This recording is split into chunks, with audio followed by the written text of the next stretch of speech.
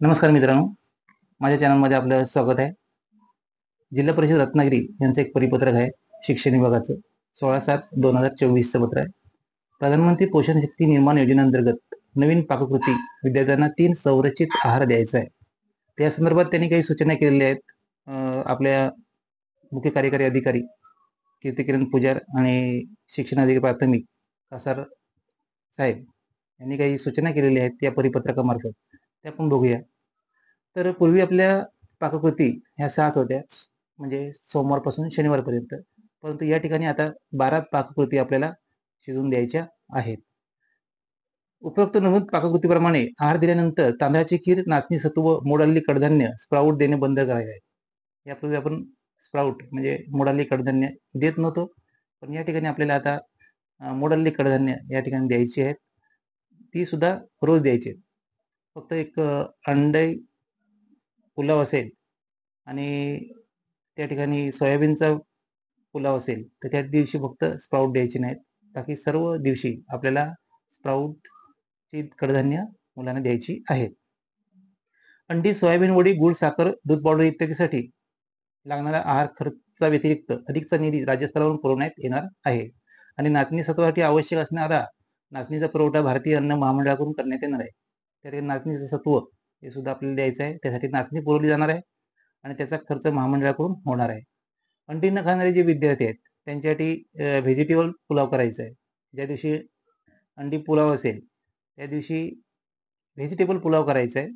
आणि अंडी न खाणाऱ्या विद्यार्थ्यांना मर्यादित वेळेत केळी किंवा स्थानिक फळ सुद्धा द्यायचं आहे. स्थानिक फळ म्हणजे ज्या ठिकाणी जो हंगाम असेल त्या हंगामामध्ये जे फळ असेल ते त्या मुलांना द्यायचं आहे. शाळा स्तरावर सर्व मुख्याध्यापक आणि स्वयंपाकी तथा मदनीस यांना ही सर्व माहिती द्यायची आहे. त्या ठिकाणी व्यवस्थापन समितीला याची कल्पना द्यायची आहे. प्रत्येक पालकाला समजलं पाहिजे, मुलांना समजलं पाहिजे. जिल्ह्यातील सर्व शाळांमध्ये निर्धारित केलेल्या पाककृतीनुसार प्रमाणाचा वापर करून आहार शिजवण्याची कार्यवाही करण्यात यावी. आता या ठिकाणी हे परिपत्रक आहे ते 16/7 म्हणजे 16 जुलैचं परिपत्रक आहे. आणि प्रत्येक या परिपत्रकामध्ये 12 पाककृती आपल्या काय आहेत ते थोडक्यात आपण जरा बघूया. म्हणजे आपल्या लक्षात येईल की या ठिकाणी आपल्याला काय काय शिजवून द्यायचं आहे, कसं शिजवून द्यायचं आहे आणि रोज आपल्याला त्यासाठी किती वेळ लागेल या सगळ्या समजून घ्यायचं आहे. तर पहिल्यांदा आपण 1ली ते 5वीचं ही जी माहिती आहे ती समजून घेऊया. पहिला सोमवार आहे. आपल्याला 2 आठवडे वेगवेगळ्या पाककृती आहेत आणि 1ली ते 5वीचा पहिला सोमवार आहे. त्याच्यामध्ये व्हेजिटेबल पुलाव आहे. व्हेजिटेबल पुलाव पण द्यायचा आहे, मोड आलेली कडधान्य पण द्यायची आहेत आणि तांदळाची खीर सुद्धा आपल्याला द्यायची आहे. आता व्हेजिटेबल पुलाव आहे त्यासाठी पहिल्यांदा तांदूळ आपल्याला जो वापरायचा आहे तो 50 ग्रॅम प्रत्येक मुलासाठी. 5वीची मुलं आहेत त्याच्यामुळे 50 ग्रॅम हा व्हेजिटेबल पुलावसाठी आणि 50 ग्रॅम हा खिरीसाठी वापरायचा आहे आपल्याला. आणि त्याच्यामध्ये वाटाण्याचा वापर करायचा आहे. तेल, मीठ, मिरची पावडर, गरम मसाला, साखर, गूळ हे आहे. तसंच मोड आलेली कडधान्य सुद्धा आपल्याला या ठिकाणी वापरायची आहेत. जर मोड आलेली कडधान्य आपल्याला सोमवारी द्यायची असतील तर आपल्याला कमीत कमी 1-2 दिवस अगोदर ते कडधान्य भिजत ठेवायला लागतील आणि त्यामुळे सोमवारी त्यांना मोड आलेली कडधान्य यांना आपली मुलांना द्यायची आहे.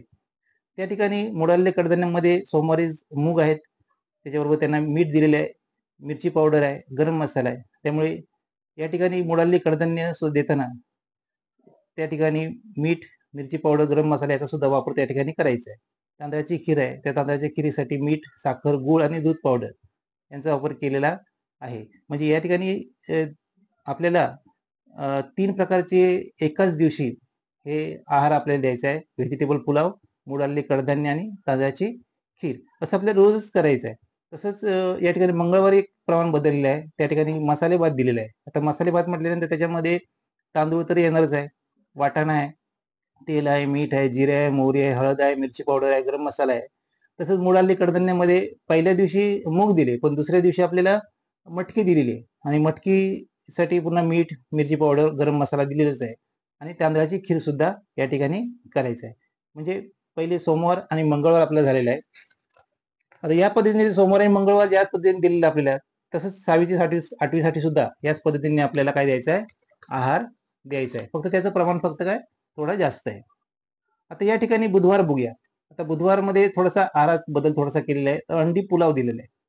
तो अंडी पुलाव दिल्याच्या नंतर त्या ठिकाणी आपल्या मगाशी सांगितल्याप्रमाणे जी इतर मुलं आहेत त्यांना त्या ठिकाणी व्हेजिटेबल पुलाव द्यायचा आहे.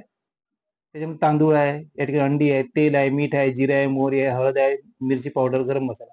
पण या दिवशी एक लक्षात ठेवायचं की या दिवशी अंडा पुलाव ज्या दिवशी देणार आहोत त्या दिवशी आपण फक्त मोड आलेली कडधान्य आहेत ती द्यायची नाहीयेत आणि दुसरं म्हणजे खीर द्यायची नाही. आणि गुरुवारी काय आहे बघा, शेवगा, मूग, वरण भात, तांदूळ आहे, अख्खा मूग आहे, तूर डाळ आहे, तेल आहे, मीठ दिलेलं आहे, जिरे, मोहरी, हळद पावडर, मिरची. त्या दिवशी सुद्धा गुरुवारी मोड आलेली कडधान्य आपण द्यायची आहेत. वाटाणा, मीठ, मिरची पावडर, गरम मसाला. वाटाणा समजा आपला गुरुवारी आपल्याला स्प्राऊटची कडधान्य द्यायची असतील तर 2-4 दिवस अगोदर आपल्याला ती भिजत घालायला लागतील, त्यांना मोड काढावे लागतील, त्यानंतर द्यायची आहेत. तांदळाची खीर आहे त्या दिवशी. तसंच जसं मूग, शेवगा आणि वरण भात यासाठी तांदूळ 50 ग्रॅम वापरणार आहोत, तसंच तांदळाची खिरीसाठी सुद्धा 50 ग्रॅम तांदूळ आपल्याला वापरायचं आहे. त्यासाठी साखर, गूळ पावडर वगैरे दिलेली आहे. हे झालं गुरुवारचं. आता शुक्रवारी सुद्धा बघूया, शुक्रवारी काय आहे. तर पहिल्या आठवड्यातला पहिला जो शुक्रवार आहे त्यामध्ये मटार पुलाव आहे आणि त्याच्यामध्ये वाटाणा वापरायचा आहे. त्याच्यावर मोड आलेली कडधान्यामध्ये मूग वापरायचा आहे. त्यानंतर यामध्ये शुक्रवारी लक्षात ठेवा की पहिल्या 3 वाराला या ठिकाणी त्यांनी खीर दिलेली आहे आणि नाचणी सत्व फक्त आता या ठिकाणी शुक्रवारी आपल्याला द्यायचं आहे. शनिवारी काय करायचं आहे बघूया.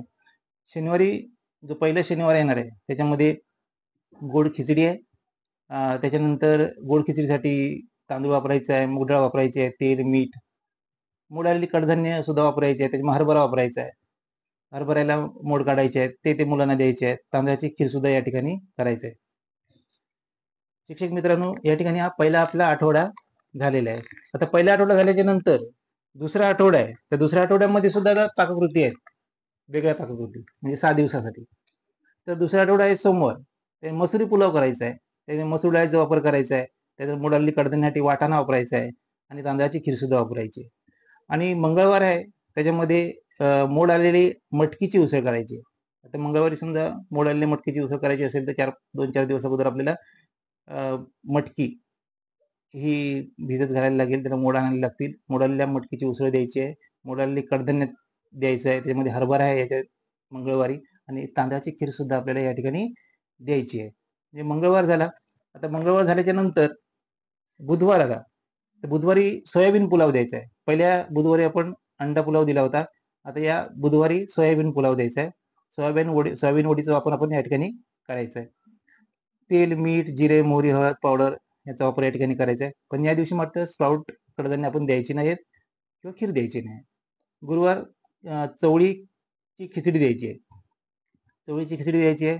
त्याच्यानंतर मोड आलेल्यामध्ये मूग द्यायचे आहेत आणि तांदळाची खीर सुद्धा या ठिकाणी आपल्याला द्यायची आहे. त्यानंतर बघूया आपण की शुक्रवार. आता शुक्रवार चना पुलाव द्यायचा आहे. चना पुलाव द्यायचा आहे. त्यासाठी हरभरा लागेल. मोड आलेल्या कडधान्यामध्ये मटकी वापरायची आहे.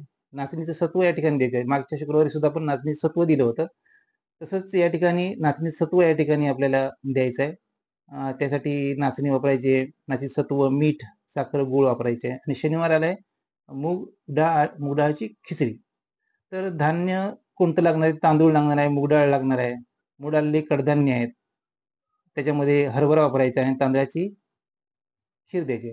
आता आपल्या लक्षात आलं असेल की या ठिकाणी हे जे परिपत्रक आलंय त्या परिपत्रकाप्रमाणे आपल्या 3 संरचित आहार देणं क्रमप्राप्त आहे. त्यामुळे आता या ठिकाणी आपण आहार देत असताना आपण या ठिकाणी जिल्ह्यातील जे इतर जे लोक आहेत किंवा शिजवून देणारे आहेत, तर त्या शिजवून देणारे त्यांना सुद्धा याची कल्पना दिली पाहिजे. कारण मागच्या वेळी आपण फक्त एकच आहार देत होतो किंवा डाळ भात किंवा उसळ भात देत होतो. पण आता या ठिकाणी आपल्याला 3 आहार द्यायचे आहेत. ते कसे शिजवता येईल? त्याला वेळ किती लागेल? या सगळ्या गोष्टीचा विचार करणं फार गरजेचं आहे आणि त्या पद्धतीने मुलांना आहार द्यायचा आहे.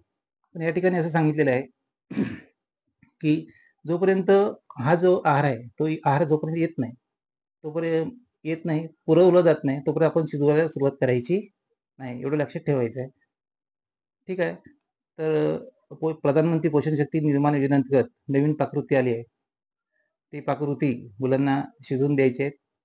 त्यासाठी सगळ्यांनी प्रयत्न करायचे आहेत आणि त्यासाठी मुख्य कार्यकारी अधिकाऱ्यांचं हे पत्र आहे, ते तुम्हाला मी आज या ठिकाणी त्याची माहिती दिली. धन्यवाद.